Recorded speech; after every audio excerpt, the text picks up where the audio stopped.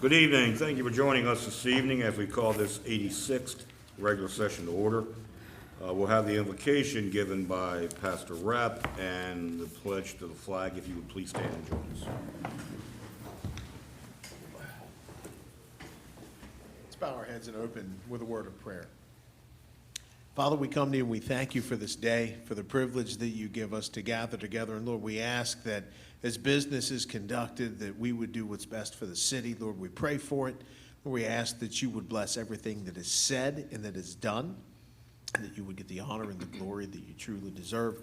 Lord, we ask that you would bless everyone here tonight and let us to continue to understand your ways and be used by you. We ask these things in Jesus' name. Amen. Amen. I pledge allegiance to the flag of the United States of America and to the republic for which it stands, one nation, under God, indivisible, with liberty and justice for all. Thank you. You may be seated. We'll be following the new rules of procedure that became effective on October the 22nd of 2019. If you have a cell phone, please put it on mute. If you have any correspondence for the mayor and council, please make sure you have a copy for the city clerk to include in the official record. Next meeting dates are Tuesday, November 5th is a work session at 4 p.m. On Wednesday, November 6th, we're going to be in the pre-legislative forum with the Washington County delegation. Tuesday the 12th and Tuesday the 19th are both work sessions at 4 p.m. And then Tuesday the 26th will be a regular session at 7 p.m. We have some proclamations this evening. First one will be Economic Development Week. Doug, Jill, Caitlin, you guys join me.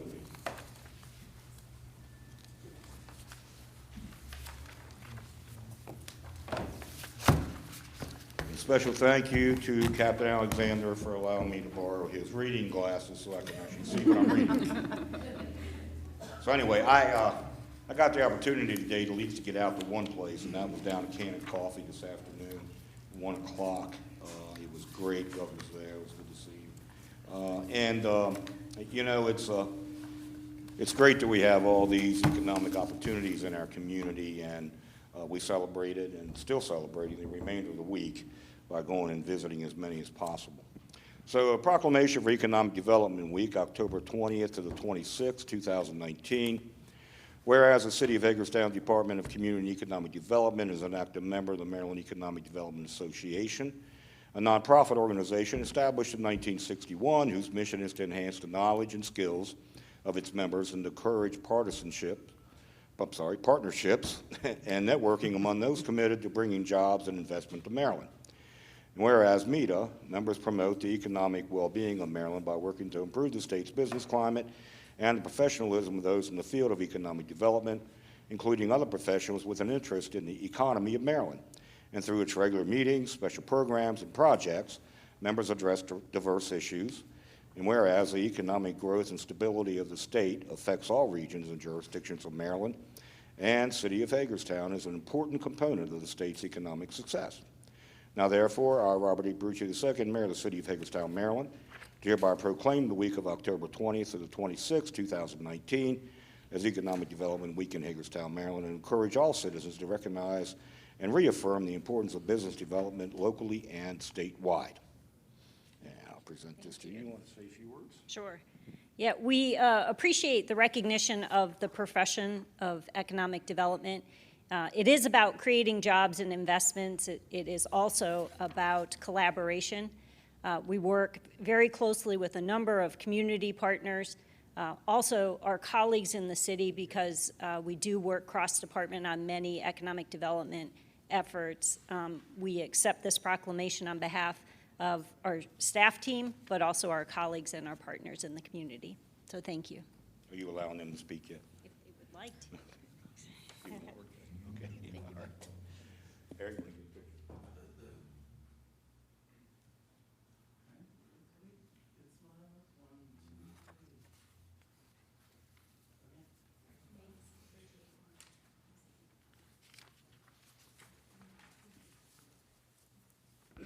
Next proclamation is for the Great American Smokeout, Marie House. Are you here?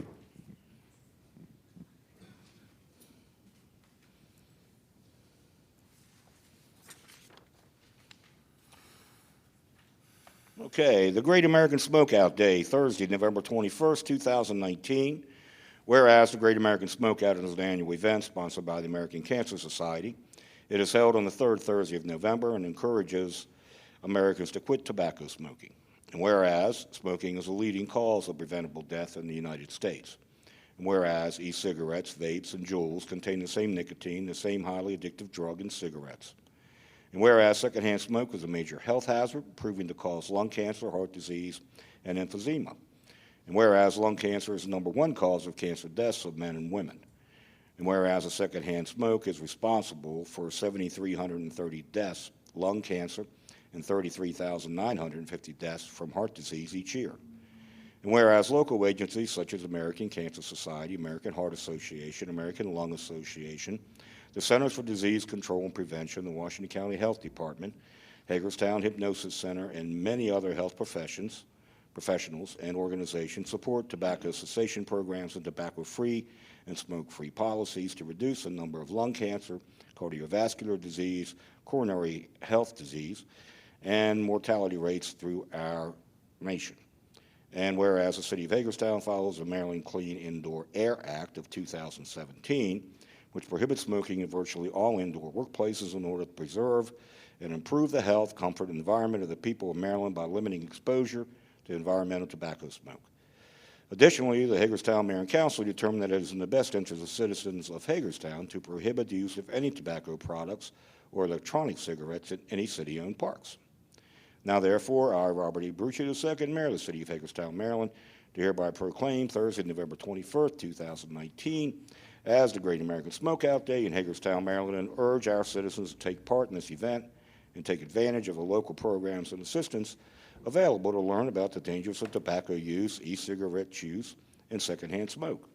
I urge smokers and non-smokers alike to take this opportunity to begin healthier lifestyles that will set a positive example for our youth. I guess I'm going to speak on behalf of Marie House and Cynthia Fowler. They are working with us for one day on the Great American Smokeout to host a event at the press room to recognize and encourage individuals to go smoke-free for one day.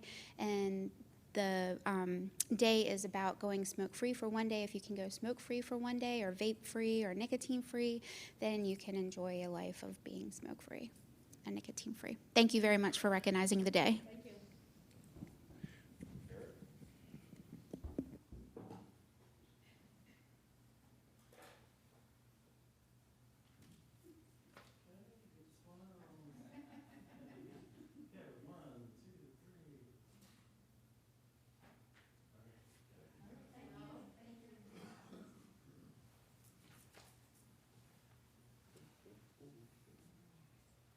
We have some guests this evening. We have the Gridiron Classic MVP presentation. Who won that this year? Do you remember? Yeah, I know you won. I know, I understand. All right. Well, can I get representatives from South High up here, please?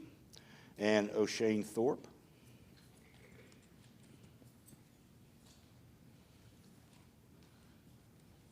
Buddy, this is for you. Thank you. Thank you very much. Congratulations again on a big win. You guys played an awesome game out at North High this year. And, so it's you guys got a great football program over at South High. So, thank you. Want to say anything, Coach? No, thanks. You sure? No. I hear you talking a lot on the sidelines all the time. That's when it's game time. You want to say anything, buddy? No, I'm good. Why don't you guys hang right over here for just this? Well, let's get a picture of this first.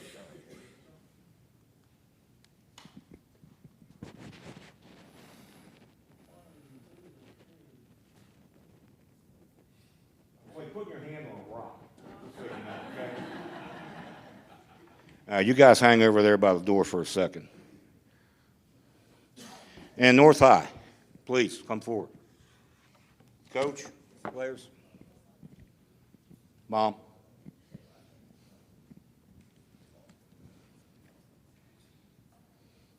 We got Janaz Melendez. Janaz. Jay Nas. Am I saying it right? Yeah. Jay. Okay, good. That's for you, buddy. Coach, that's for you. Thanks, sir. Congratulations. Coach, congratulations. You got it.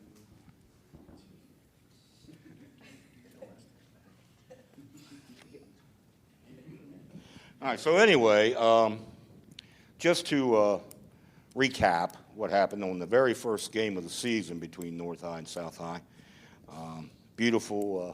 Beautiful Saturday evening. It was, yeah. I've never worn shorts to a North-South game in my entire life, but I did this year. And it was a great night for football. It was beautiful skies. But you guys came up just a little bit short, so you have to work a little harder next year. Okay? All right. You guys want to hang over there? Let's get a picture, Eric, first. I got to do one more thing.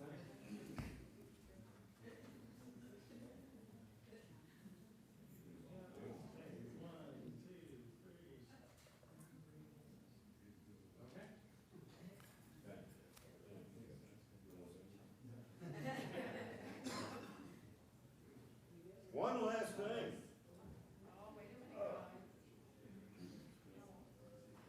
Come on out.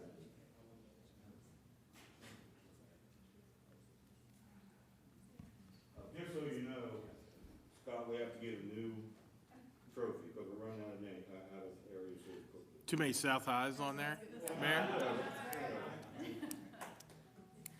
when to stop. All right.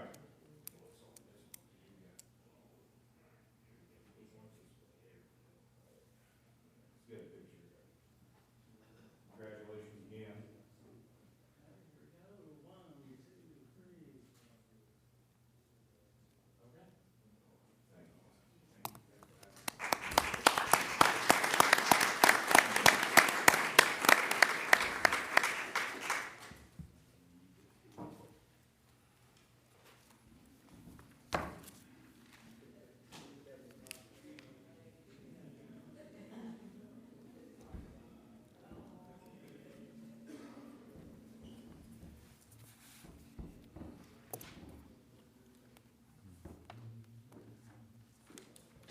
As I'm sure everyone has read in the newspaper and online and on Facebook and all those other places, that we did change the way that we're accepting citizen comments. During this period coming up are agenda item issues that the city of Hagerstown actually we're discussing either this evening or in the very near future, or have discussed just very recently. And we have these discussions before our vote, just in case someone can sway someone. You know what I mean? Give everybody one more chance. So the next citizen comments will come toward the end, and that'll be general citizen comments. People who want to talk about issues that are related to the city of Hagerstown, to what this administration can actually do something about. And that's what we ask. So, first up is the items considered on the meeting agenda. Their papers are backwards. Yeah. One name Is this time? That's a little weird. Okay, Harold King. Give us your name and address, and your topic appears to be rules of procedure. Yes, sir. You have 5 minutes, sir. Yes, sir. So I'm actually with Fellowship Bible Church this evening at 160 Daniel Road in Shenandoah Junction, West Virginia. And tonight, I did have a few comments on those rules of procedures. I did request a copy of them last week. I did get them.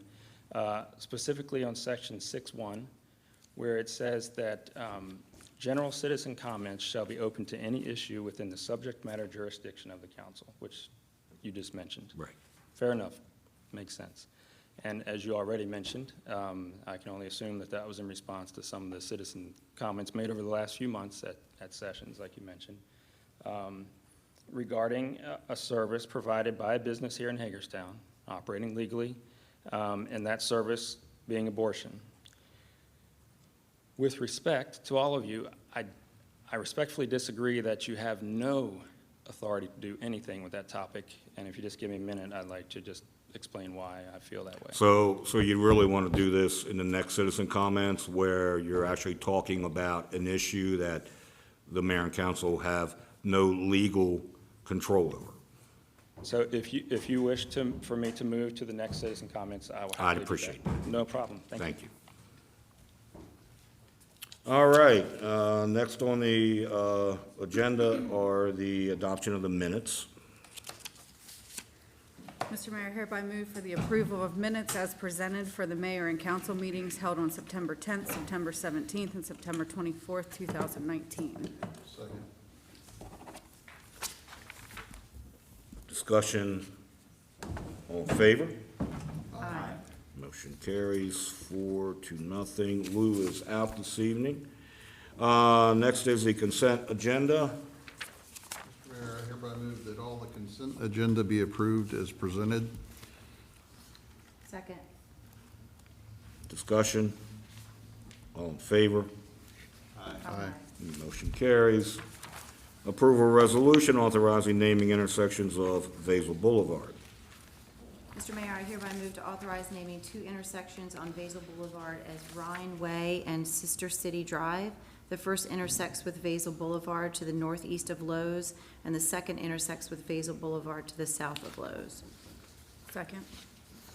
Discussion, all in favor? Aye.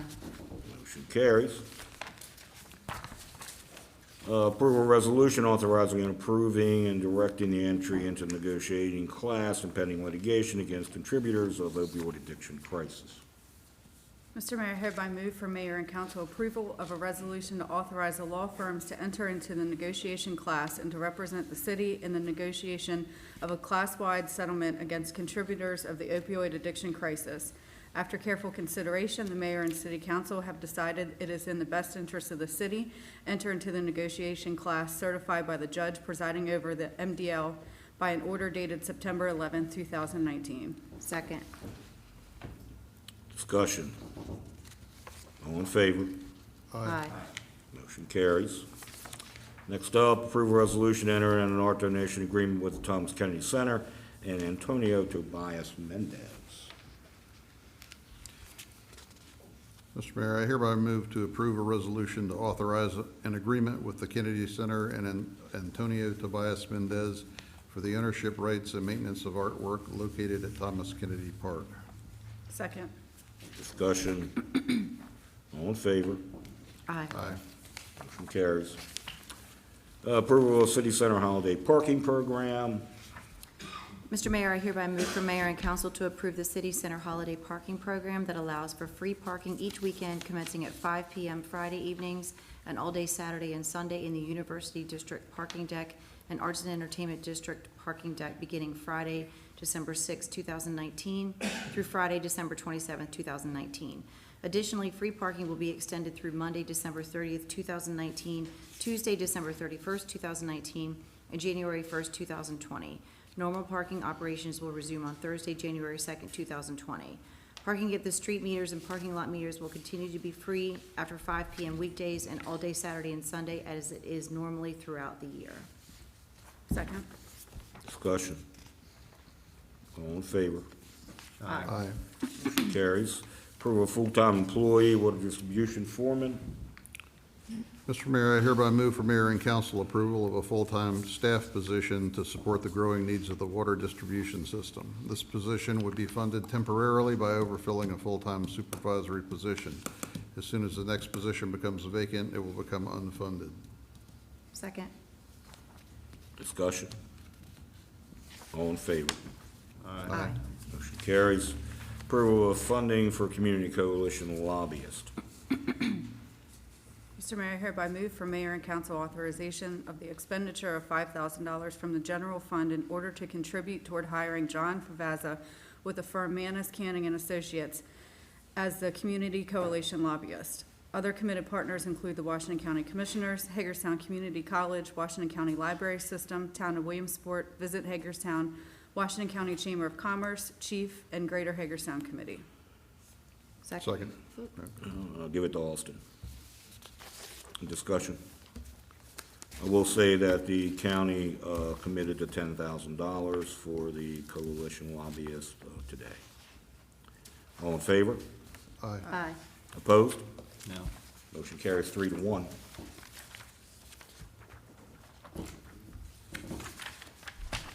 Now it is such time for general citizen comments. And Harold, I'm gonna give you first shot since you started off before. Thank you. I just wanted to mention that with a real quick, very brief research, at least to me, there's plenty of examples where there are cities out there that have affected and even moved out, shut down businesses that were legal that they deemed not good for the city. I mean, whether it's through ordinances or other means. So I don't promise to know all the avenues. I just feel like it's not 100% accurate that there's nothing that the city can do.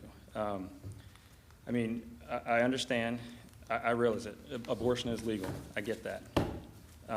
But just because something is legal doesn't make it moral or doesn't make the law just. I mean, I don't have to remind you that what the Nazi regime did to the Jewish community, that was legal. Here in our country, slavery was legal. So that's all I'm getting at. When a higher civil authority makes a rule, a law that's unjust, I believe that the lesser authority has an obligation to resist. And I'm not talking about violence or anything like that. I'm talking about peaceful means. Just be creative. Find some means to come against it. So my next step, what I like to do, I want to garner support in the local community. I'll take the action, go garner support from local churches, from the community, and come back to you guys, hopefully with some concrete steps, some actions to move forward on what we're talking about, on hopefully preventing abortion in the community. Thank you. Appreciate your time. Thank you. You too. Penny and I? You gonna speak? You gonna pass? Okay. Vicky? No, I'm last. Oh, you're last. I'm last. I signed first, but I was last. Okay. Don't quite understand, but all right, yeah, that's fine. Vicky Bodnar, you gonna speak? Name and address, please. Since we never see you here at City Hall anymore. I'm Vicki Bodnar. I live at 10932 Sasan Lane, Hagerstown. And I'm here to speak about the fairgrounds entrance building and the Keepers building. I've been here 21 years, and in 2000 and in the year 2000, a group of citizens that we had Neighborhoods First then and Crime Watches put on a festival to try to raise an awareness of the history that's that building ties to Hagerstown. And I want to thank Mayor Brucci for being there and being dunked in one of our baths that people threw balls at. And also Councilman Metzner, who isn't here tonight, was also. They both supported our drive to try to save those buildings. And that was basically responsible, or that started what ended up as the easements that the Historic Trust has that will now save those buildings. They at least were put in a state of, they were dying, and it was painted and kept on hold. But I'd like to see more done. Tonight I want to speak to the economic impact of cultural and heritage tourism. Officials and you probably know this anyway, but it's just nice to repeat.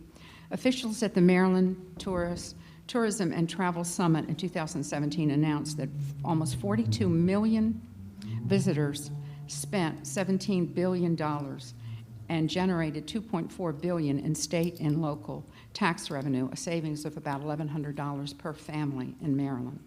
Tourism is the 10th largest private sector employer in the state, and particularly historic and cultural tourism is the largest component of the tourism industry. I also talked with my father used to volunteer at the Chesapeake Museum in Chesapeake Beach because he was from there for about 20 years, and I know some of the people there, and I talked to them about their museum because I'm familiar with it, and that's just one.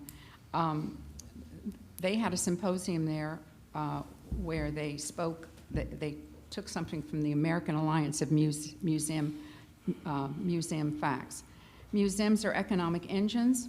They contribute $21 billion to the U.S. economy each year and billions more through indirect spending by their visitors. 78% of the U.S. leisure travelers participate in cultural and heritage activities, such as visiting museums. These travelers spend 63% more on average than other leisure travelers. Arts and culture production constitutes 4.32% of the entire U.S. economy, an industry that generates $698 billion just for that component. More than construction, more than transportation, more than warehousing, and more than sports. Governments that support the arts find that for every dollar invested in museums and other cultural organizations is a $7 return for tax incentives. I want to give a couple examples. One that I found, I've reviewed lots of different fairgrounds entrance buildings and what they've done with them in their communities. There's one in Clay County Event Center, Fair and Event Center in Spencer, Iowa, population of 11,045.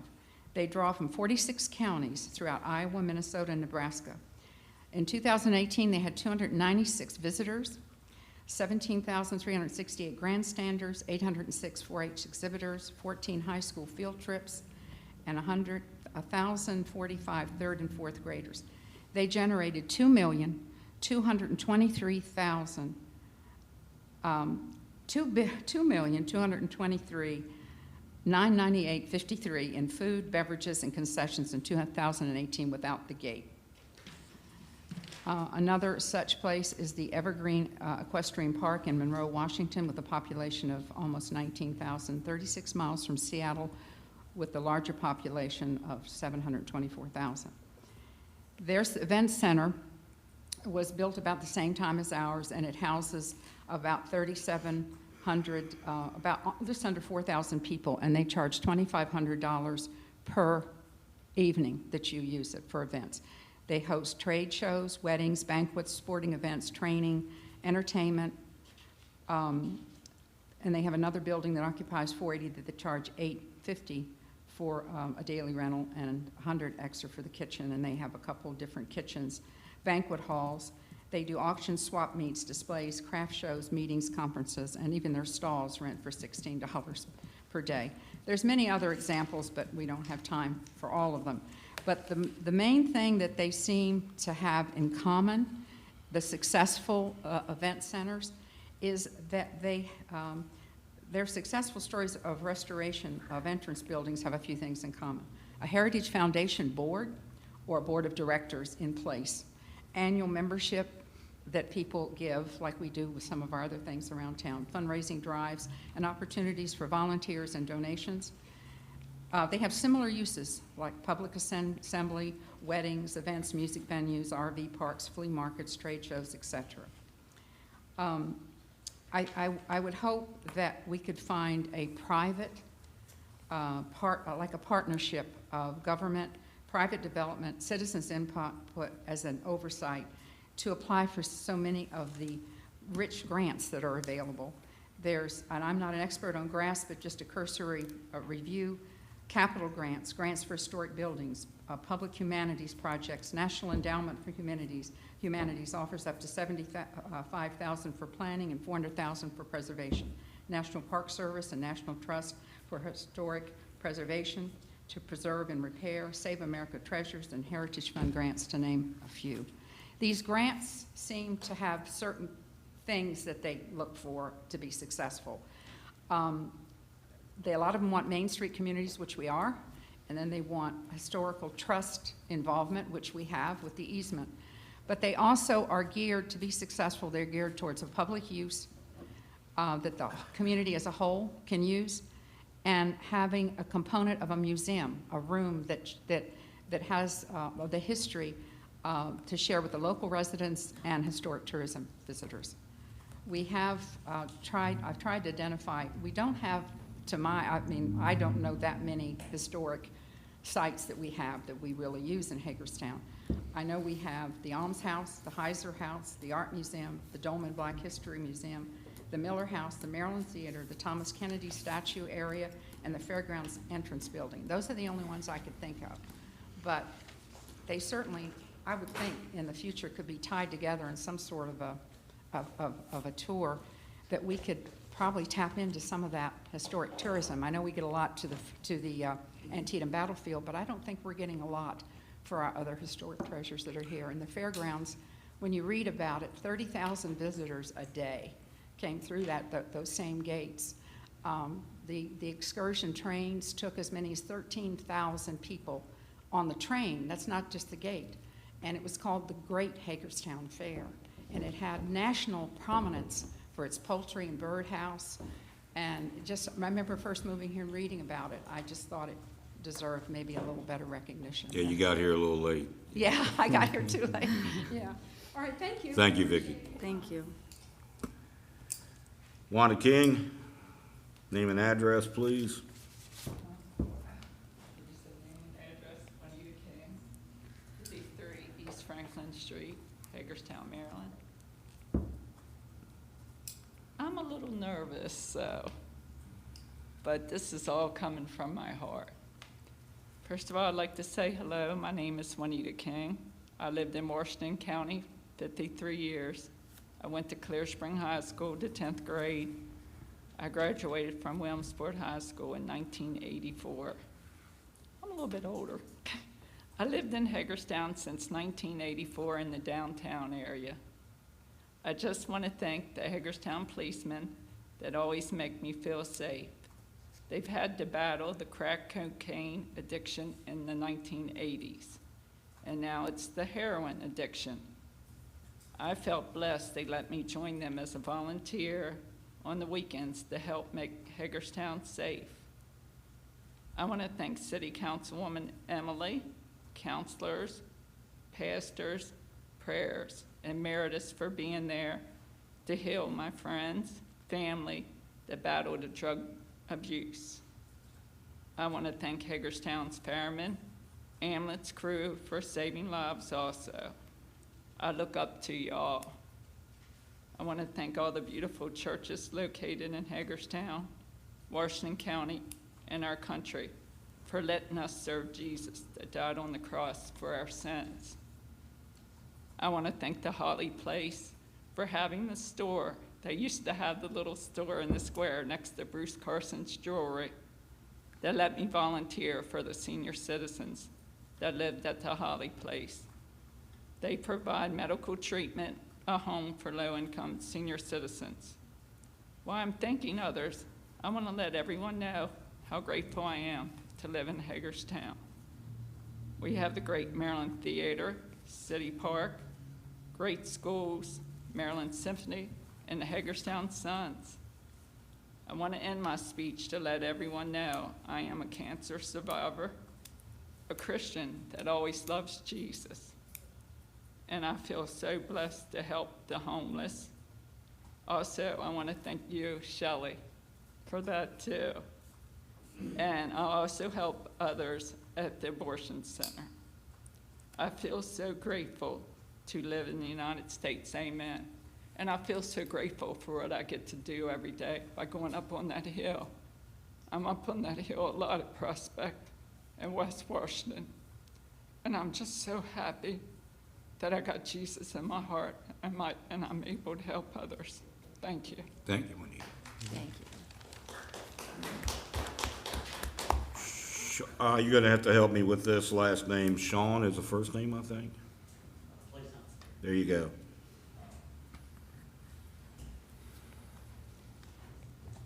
I want to thank you for the opportunity to speak in front of you. Thank you. Hello, my name is Sean Plaisance. I am a member of the Hagerstown Outreach Team for Hilltop Christian Fellowship Church, located at 12624 Trinity Church Drive, Clear Spring, Maryland. I am a veterinarian by occupation. I graduated with honors from Mississippi State University College of Veterinary Medicine in 1994, and have been a practitioner and business owner in the state of Maryland for 19 years. I want to thank you for this opportunity to speak. I also want to note that I'm also speaking for those who have no voice, the unborn. I'm well educated in medical science and would treasure the opportunity to debate with anyone that a fetus is a child and that an abortion inflicts irreparable harm on that child. I've read in the Hagerstown Herald that the council would like to restrict a person from commenting on abortion, but unfortunately this atrocity is happening in your town. Instead of quashing an individual's right to express his or her opinion, this meeting would be a forum for public debate, for collecting of ideas of how we can make Hagerstown a better and safer place to live. I've heard it stated that the town council has no authority over the matter of the abortion clinic.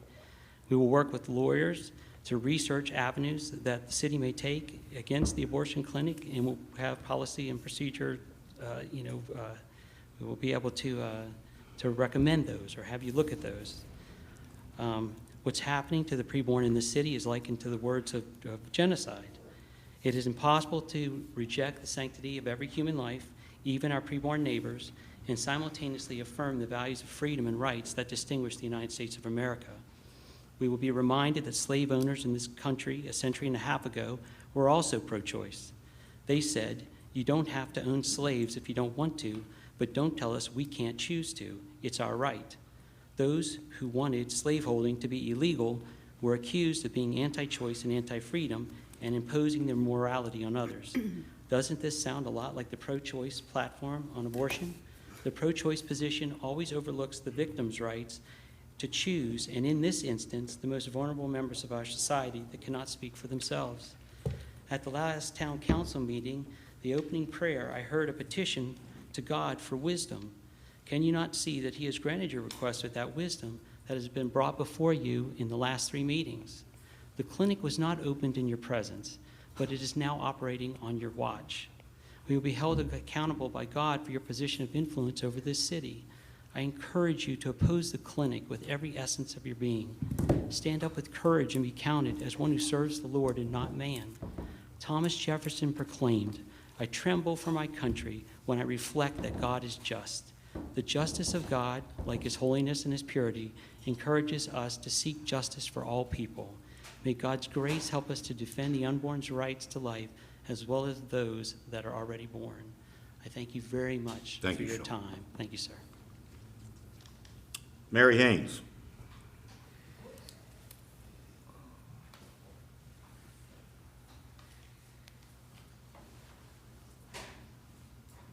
Mary Haynes, 27 Laurel Street, Hagerstown, Maryland. And I am here because I read in the local paper that Washington County has decided to give a $5,000 bonus to any of those people who would like to sign up to be deputies with the Sheriff's Department.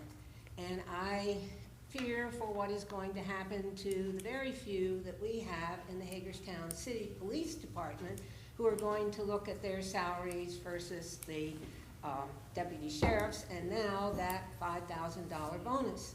So I thought, right now, while the restrictions on coming in and speaking are possible for me to manage, I'd better come in and say my piece, because as a crippled old lady, I need as much help as I can get out there in that community, and I depend on those officers in blue uniforms to come when I call.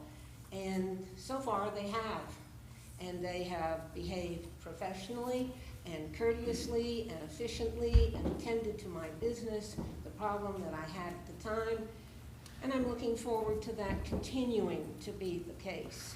And that means that you guys have got to figure out how to get more of them on the force and how to pay them well enough to keep them. And that's all I had to say. Thank you, Mary. Thank you. Bob Hershey.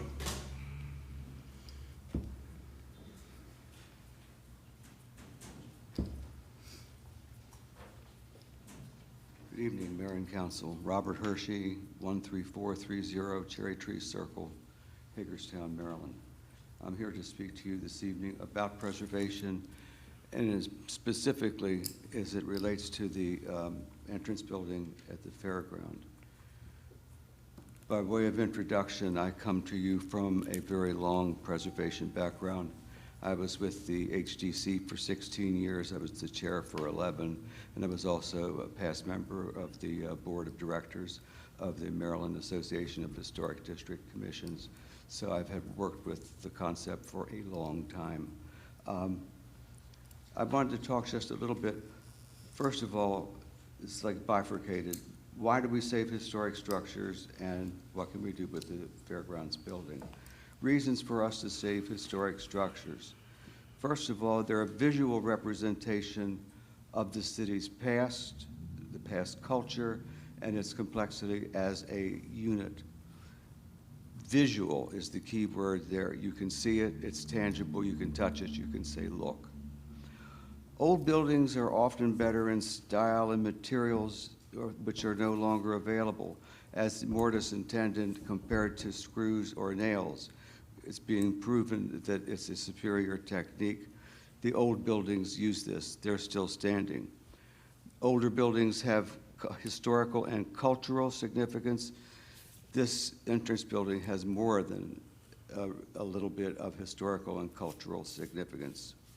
Old buildings are a reflection of the important time and place. Our city, rather, the period of significance for Hagerstown was 1880 to 1940. That was the big time. Before that, not as much at all, and after that, it's been a potpourri of different things. But of those years, this building is a representation. Older buildings attract people. I taught at Shepherd University for many years. People would come and wander the streets of Shepherdstown and stand there and look and just marvel at the buildings. This building is completely different from this building, which is completely different. They didn't know neoclassic, they didn't know Greek, they didn't know Roman, but they knew that they liked an old building when they saw it. And the last thing is that you can't have buyer's remorse when you have demo. When it's demoed, it's gone. The only thing you've got are pictures. Most of you are too young to remember, but I remember the Rochester House, which was up at the corner of South Prospect Street and West Washington Street, was taken down, I think, in 1956. There was a wedding there, and then they took the building down to put in a parking lot. There's been a great deal of buyer's remorse because that was the Rochester House, which was built by, yes, Nathaniel Rochester, who went to where? Rochester, New York, to found a city. That was his original home, which was in our town. It is now gone. One other thing that I just thought about when I was sitting back there, the Delta Hosiery building is gone as well.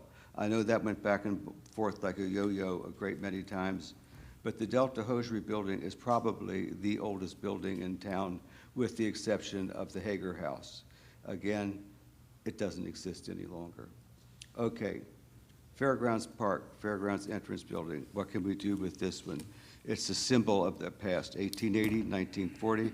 It reflects our agricultural heritage and our mechanical. If you look at the plaque, which is up on top, it says Agricultural and Mechanical Association, okay? It's a distinctive, architectural style. It's classical revival. If you look at the pillars, you look at the roof line, you look at the diamond-shaped windows, which are different, it makes it a different building. It's fortunate that it's survived for over 100 years, as a matter of fact. And it's only one of two in Maryland, okay? There's another one on the Eastern Shore, an entrance building, and that's it. As with all old historic structures of a large nature, they need an anchor. This was the anchor for the fairgrounds, okay? You had a square area, a rectangular rather like this. It served as an anchor for this. And I think that little has been done to market the site. After the last mothballing that went on, it just kind of sat there for a period of time.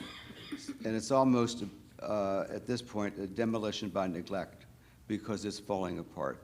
I mean, it's not falling apart, but it could well go if something isn't done. What about a police substation? Given the demographics of that neighborhood, what a good reuse that would be for that one. And last but not least, for the younger, and should I say, the newer members of the mayor and council, somebody needs to work with them about preservation, but it involves the legal ramifications and just what it is, and so that you have some skills behind you when people bring up issues. Thank you for listening. Thank you, Bob. Doug Reed.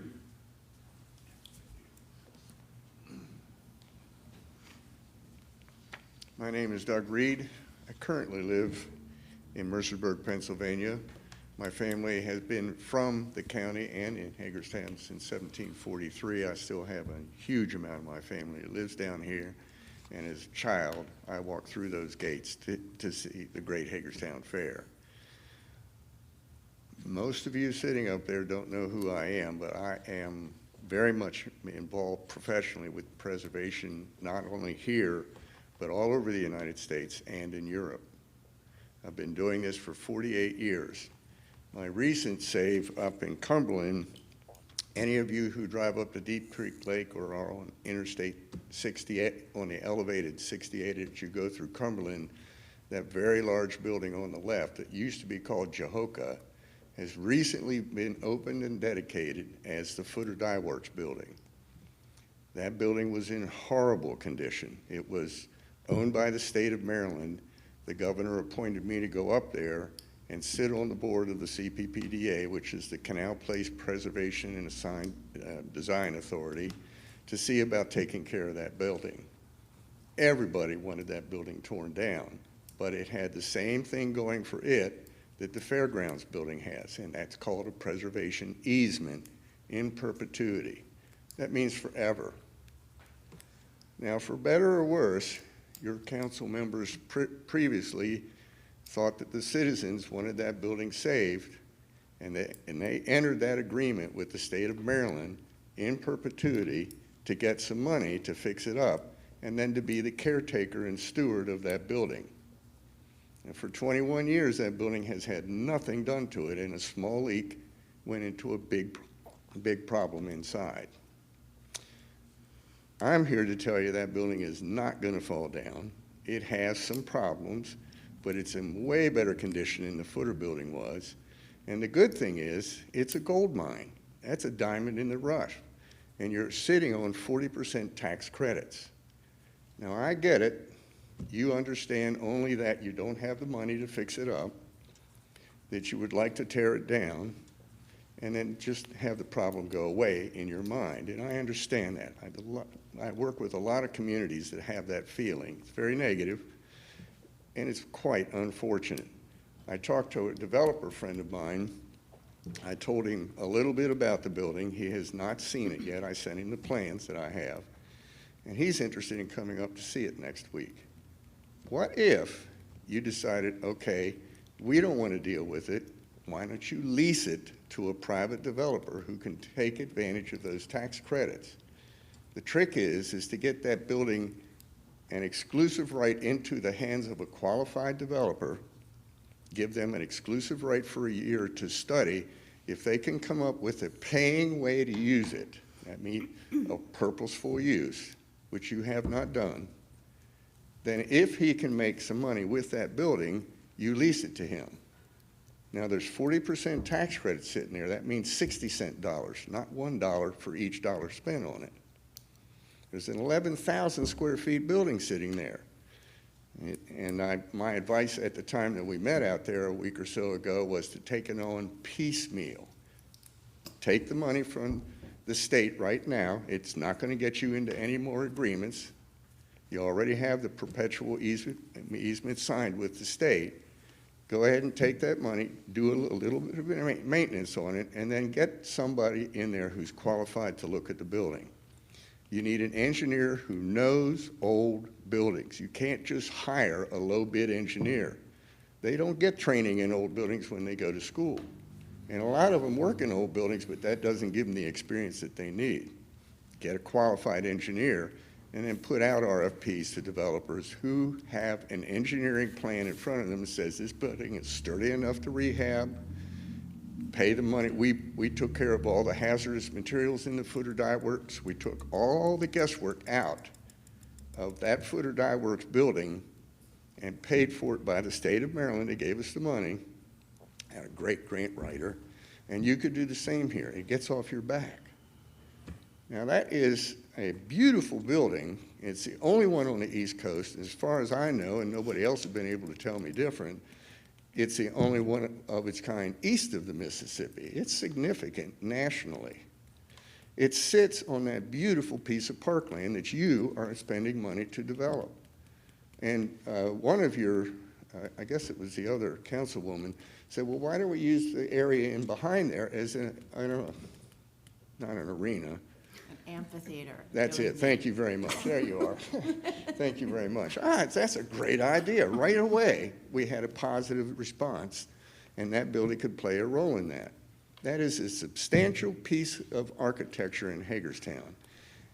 You have the opportunity to turn around a long cycle of city councils who tear down buildings in Hagerstown. And we're losing the fabric that made this city great. My grandfather helped build a lot of these buildings down here. And in my time as an active developer, I bought 5 of them. 3 of them were on condemnation of demolition. And they're still standing. 117 West Washington Street, 111 right up here against the church, had a fire in it. They wanted to tear it down. And 47 North Potomac Street, across the street here. Terrible condition. I took them, made them active again. If I was young, I'd take this in a heartbeat, but I'm not. Do you think you could get a hold of your developer friend who wants to come up and see and show him the almshouse too? Nope, I want him to have something that'll work. You have to pick your battles, Mayor. I wouldn't pick that one, but I do think you have a diamond in the rough. Please don't abandon that building.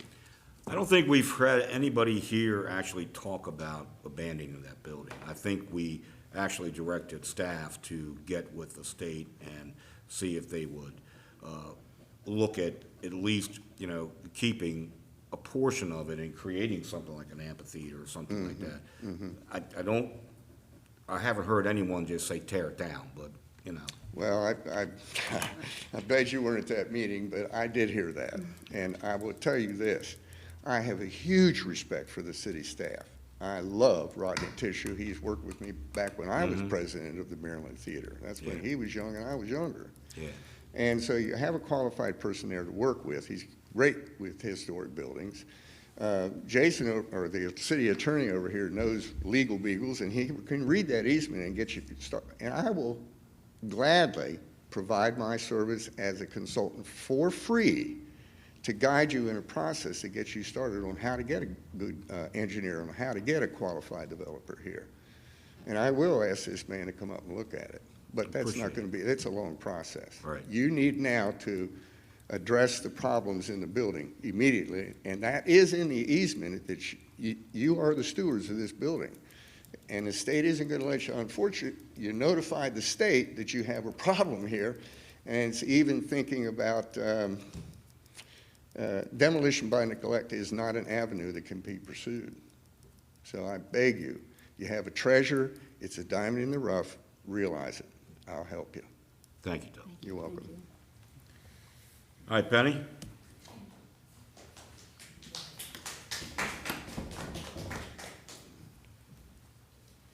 Doug took 3 of your minutes. Well, go ahead. You want to flip for it? Get 5. Okay. I'm not long because I hate to do the speaking anyway, but I did have packets that were handed to each council member, and that was what was collected since 1999, when we were involved as Neighborhoods First as well as Crime Watch. You have all of that. There's more history. Someone else had dropped this off with pictures and history of the fair. My concern is that when we first realized back in '99 that there was people thinking about tearing it down, we then got a petition up and we were able to then stop it. The building was painted once after that, and it was a group of citizens that did it, Neighborhoods First and other people. And then it was my second term in office that it in fact was painted again. Unfortunately, when you're council people, there's so many other things that are on the top of the list, it kind of goes by the wayside. The aggravating thing to me is that in looking at and knowing that there are grants available, and I do not do internet, but knowing this, and I've asked before, why is it can we not have a grant writer that does specific things? And then I'm told, every department's got a grant writer. If that is the case, we failed, because this building should remain there. I live it because I'm on that street. I'm in front of the stables. And for that to come down is part of our life that we'll never get back again. And my husband's family has been down there since those houses were put up. And my daughter and my son and grandchildren hopefully will still remain there. But this is the thing that concerns me. We cannot take away that historic place. We haven't a lot. And now the council is looking at more history, such as the Thomas Kennedy statue. I'm sure that the city invested money in that, so we will be maintaining. The city has invested money in the cultural trail. The city will no doubt be investing money in the Dolman Museum. Why is it that we cannot put something into this historic property? And if there are grants available this time, someone really needs to look at it. And it's not on the council. It is what we have setting in this building, and even though they have other jobs, this is an important venue. And for anybody being at that Parks, that building should have been visited every year. And from what I'm understanding is that the structural part is between the gatekeeper's house and the main building. It's something that can be fixed, but we have to get on it. And I just hope that you really do take a good look. Now, my friend over here, Mr. Alshire, I think he just really doesn't like historic properties, because he has dinged me about the Alms House. He has dinged me about the entrance building. But again, when you have lived it, you know. And Bob, you should know that because Mrs. Moomaw kept you, so you would have been over at the fairground, correct? Yes, I ran those fairgrounds for years. You bet your booties. I knew that. That's what I said. See, you have a mayor. But it goes back. It really does. And it is a treasure, and it is something that is needed. And I know because they had just done a venue for hospice. There is nothing in Hagerstown now to offer a space to hold functions. And again, with even, you know, if this size couldn't do for that, it can do for others, because we have nothing. And that is something that it could be used for. And the money is there. The money can be made. Unfortunately, again, we talk it, but it goes nowhere. So I respectfully do ask, just please, please check into it. I swore the last time when they said they were going to take it down, and I came in with 500 signatures, and Bob was sitting there and was like, oh, God, not her. And there it was, but we still have it because Vicki kept everything. And I said to the ladies down in Crownsville, if I have to go out after another petition, I can do it. But it'll be by car and not by walking, because I can't do that any longer. But this is my concern. We really do need to keep it. And that end of town, I would have loved to have had that substation in that gatekeeper's house. It is truly, truly needed. We continue to get more and more coming into our community from wherever, and our community is slowly dying, and we've got to bring it back. And it can be brought back. You just have to have enough guts to say we're not going to have it. But please, don't let this go down. If there's any way of working it out, and with the easement, I don't think you can, or your butts are going to be in court, okay? So that's one thing that our council, and I thought it was your council, but it must have been our council, and Kristen was there, that the easement went through.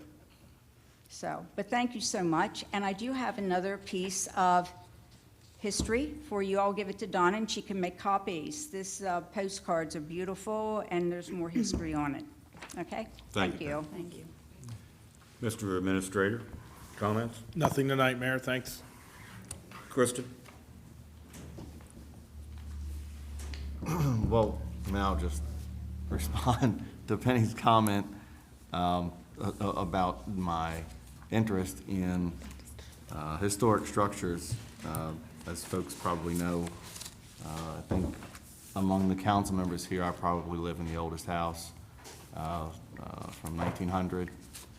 It was 3 apartments when I bought it. It's on Virginia Avenue, probably one of the first houses on the street, leading out of town. It's a wood structure, cedar siding, probably shouldn't even be built in, this area. And I turned it back into a single-family home and voluntarily annexed it into the city to maintain that commitment to this tenure. And so the difficulty I think that we have in any one of these instances, and I've said it 1,000 times, for every property we have like this, I am more than happy to work with whomever has a serious interest in turning that property over to that person at no cost for those private development interest ideas. It seems in a number of these structures, though, while we get folks that express that interest, it often results in discussions that end with the city contributing a significant amount of funding to those endeavors, and whether it's the Alms House or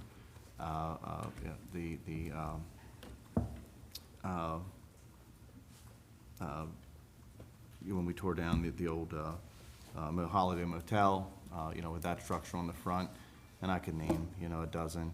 I was there in 2001 when we painted the entrance building that first time and spent that weekend doing it. So, I don't have any real opposition to securing and turning these structures over to the right folks, but it just seems a bit lengthy at times where the right folks don't emerge in that practical time frame.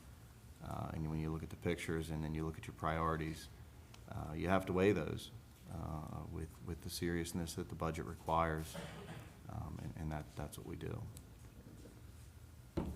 Austin. I'd just like to say I'm very pleased tonight. This is one of the first meetings I've been to where we've had people come forward and present ideas and present solutions, and something that they're willing to participate in. Started with the Great American Smokeout. I think it's one of the most important things we can do for our young people, and we're trying to do what we can by we've made it ordinances against smoking in the parks and smoking in public places and all that, and I applaud all the efforts that are going into that. I was very pleased to hear Mr. King present that he was going to go forward and try to do something to garner support and do things within the religious community and other things to try to present options to the city and possible things that can be done to support that view.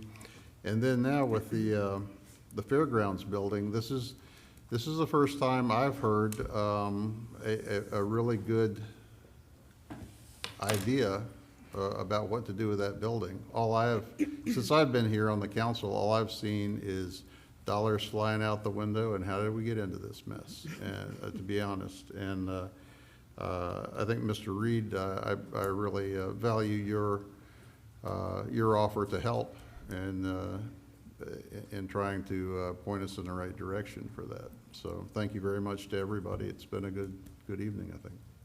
Thank you, Austin. I'd echo what Austin said. For everyone that came forward about the Fairgrounds House, we appreciate that.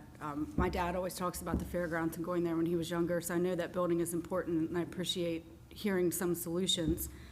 To Mrs. Haynes that left regarding HPD, I can just say that we all agree. We're all concerned about retaining and keeping officers, and it's something that the city's focused on, and we plan on really focusing on, especially over the next year, because we don't want to lose any more guys, and we recognize that their safety and our citizens' safety is important. So I just want to reiterate that we hear you and we agree. And then as far as the female reproductive clinic on Washington Street, I do appreciate you guys coming here, and I understand a lot of your opinions are deep-rooted in religion, and I respect that. I will say, me personally, I have no interest whatsoever in taking away women's right to choose and women's right to safe abortions, because if licensed doctors are not doing it, then people who shouldn't be doing it are going to do it, and then women are going to die. Unfortunately, I would love to see those efforts that are focusing on not having abortions, focused on providing sex education for our kids, providing contraceptive for our kids, providing alternate solutions. You know, we can imagine just say no, but just say no doesn't work. Kids are having sex, so let's educate them, let's give them the tools. What? Yeah, right, surprise. And then, you know, this city has a lot of impoverished kids and underprivileged children. And I'd like to see that effort and that motivation put into, you know, providing for our community centers. And there are kids at the library that stay there from after school until they close at 9 o'clock at night that don't eat. Why don't we feed them? You know, those kids are here in the community already and struggling, and I would just like to see those efforts go into something like that. You know, again, I respect, especially it's religious reasons, I get it, but I just fall under that what happens in my uterus or anyone else's is none of anyone's business. And we have a lot of other issues in this city. I'd like to see that momentum put toward. Oh, on a positive note, I just want to thank and congratulate Rob Zellner, who's a Hagerstown citizen. He's an AmeriCorps volunteer, and he is the clinical director at Awakenings Recovery Center. He was honored by Governor Hogan yesterday for his volunteerism in our community. There are a ton of Rob Zellners out there, but he puts himself out there. He is a sought-after recovery speaker, and he's doing a lot of good work in this community. So it's nice to see Governor Hogan represent and recognize someone from Hagerstown. So congratulations to Rob. In regard to the fairgrounds entrance, when I walked through there, the only thing I could see was potential. A little wobbly in places, but I appreciate your opinions and the passion behind this project, and I completely understand, even though I was not a young girl running around the fairgrounds like the mayor. Did not run around the fairground. I didn't. I wasn't a young girl, were you? Well, I know you weren't, but anyway. So, like the mayor had said, I think that there isn't a council member here that doesn't want to work to figure out how to save it. So, Penny, I hope that there are individuals within our departments that can help write the grants and figure out the grants, and I will be glad to be a champion for the project as someone on the council, even if it isn't an amphitheater. I also want to say that this Saturday is the exciting Mummers Day Parade, and I want to go ahead and thank city staff, because we won't be here on Tuesday, for all of the incredible hard work that is going to go into it. The Alsatia Club is already planning for next year's parade. That's how big this event is. So lots of people, lots of activity. Chief, I know it's a big day for you guys and all of your staff, so thank you all in advance. I'll be on a float. That's it. Cool. All right, I'm going to be brief. I want to echo Kristen's comments about historic structures. You know, I warned against the city of Hagerstown of actually obtaining the almshouse during my administration one time, and we did it anyway, and now there it sits. So, but. And again, Doug, I'll tell you, like I said during your comments, there's no one up here who has a desire just to tear that building down. So, you know, we want to see it be useful, just like we want to see 170 West Washington Street be useful. We want to see the almshouse be useful. We want to see anything be useful that we have spent the people's money on. So we're very happy if you have someone out there who wants to come in and give us a look and see what we can do. We're more than willing. So we want to give these properties over to people who can turn them into something useful. So thank you for that. I'll echo a little bit of Emily's comments on police hiring and retaining. We have a wage study due very soon that will tell us what we all know. We all know that we don't pay our police officers enough. We know that. So, you know, we're going to be looking very hard at what we can do to make them competitive, so that we can recruit and retain. You know, the last thing I want to do is get in a position that we've gotten into over the last probably 5 years. So I want to make sure that we can get back up to where we need to be. You know, we have a sworn personnel by ordinance or by policy of 112. I think we're sitting at about 94 something like that. We're about 18 behind where we need to be. But we have guys in the academy. I just swore in a bunch of guys last week, and so, I mean, we're moving in the right direction. But we do have to pay them correctly. We need to keep them. We need to make sure that they want to be here.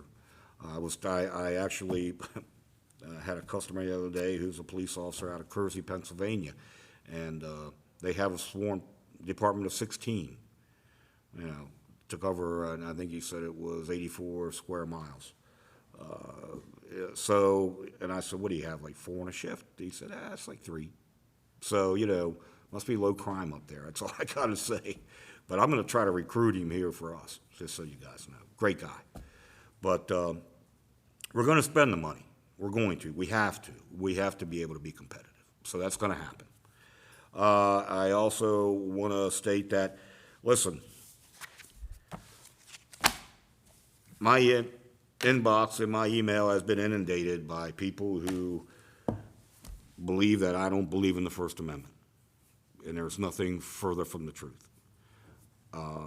The entire time over the last probably 14 years that I've been mayor, I have never stopped anybody from speaking at that podium, no matter the topic. But I will tell you, it becomes frustrating to those who sit up here. And I can guarantee you, Mr. King, no one up here is in favor of murdering children, unborn children. No one. So when we sit here and we talk about people's rights, we talk about all people's rights. And I appreciate your passion. As I've stated in several emails to several people, I'm not a proponent of abortion. But then again, that's a moral issue for me. That's on me, and that's how I feel, and that's how each individual should feel. They should feel their own way. It's a moral choice.